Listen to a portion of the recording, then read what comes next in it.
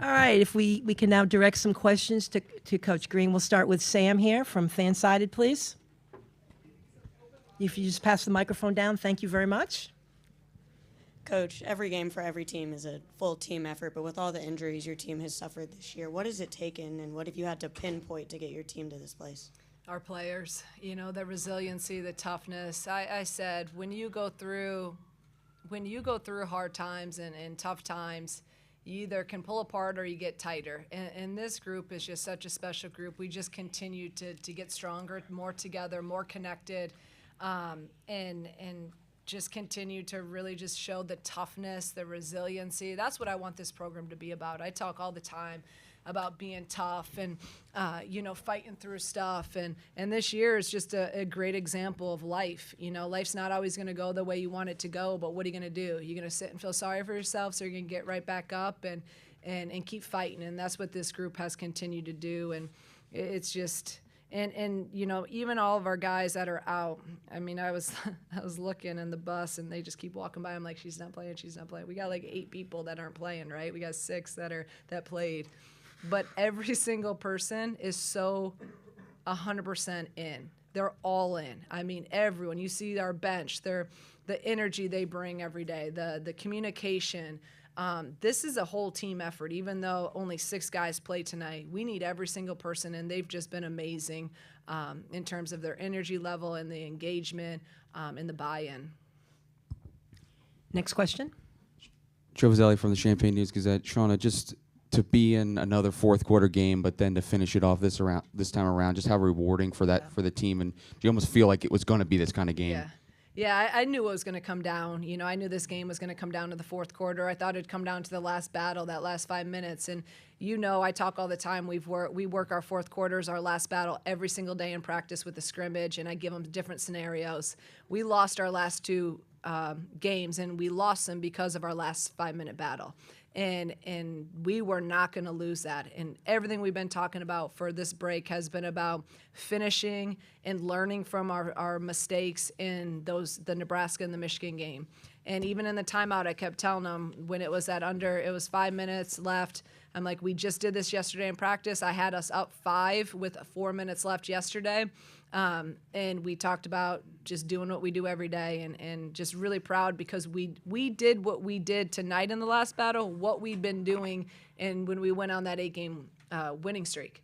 We made plays when we had to. We made stops when we had to. Every single person did their job, and we finished. Shauna, Joey Wagner, Illini Inquirer. What's the 25-year thing mean to you, and to do it with this group, the ones who either followed you or stayed and bought into your vision? How do you navigate those emotions? Yeah, everything was about finding a way. If for me personally, obviously I want to win every game, you know that, but this game was really, really important. It was really, really important. We came here to get to NCAA tournaments, to compete for championships, and I wanted this group to be the one that won that first game in a long, long time, especially after the last couple games of just being a little disappointed. But as we all know, when you get to March, everything's new, and that's what we just kept talking about the last couple of weeks. So yeah, this group is special. You guys, you've heard me talk about them all year. I personally just wanted it so badly for them, so much, and it feels really good to get it. There's steps to building a program.